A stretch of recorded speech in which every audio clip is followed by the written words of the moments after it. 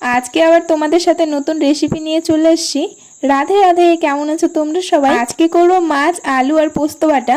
আগে আমি মাছের মধ্যে হলুদ লবণ ভালো করে মিক্স করে নিচ্ছি, তারপর তেলের মধ্যে ছাড়ে দিলাম। আর এখন মাছটা ভাজা হয়ে গেলে ওই তেলের মধ্যে আলু ছাড়ে দিব। আলুর মধ্যে শুধু যাবে আমাদের একটু করে লবণ, আর কিছু না, হলুদ দেওয়া লাগবে না। আর আলুটাকে এখন ভালো করে ভেজে নেব। একটু লাল হয়ে গেলে আলুটাকে তুলে নেব। তারপরে এখানে একটা শুকনো লঙ্কা দিয়ে দিয়েছি, তার সাথে জিরে আর কয়েকটা কাঁচা লঙ্কা কাটা, আর তার সাথে টমেটো কুচি, পেঁয়াজ কুচি। এখন ভালো করে ভেজে নেব।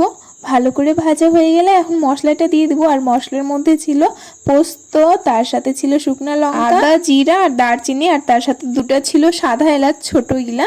তারপরে ভালো করে মশলাটাও কষিয়ে নেব। মশলা থেকে যখন তেলটা ছাড়ে দিবে তখন আলুটাকে দিয়ে দিব। আর আরেকটা কথা, যখন আমি মশলাটা দিয়েছিলাম তখনই কিন্তু হলুদ দিয়ে দিয়েছিলাম মশলার মধ্যে। আর এখন ভালো করে ঝোলটা ফুটিয়ে উঠলেই আমরা মাছটা দিয়ে দিব। আর মাছ দিয়ে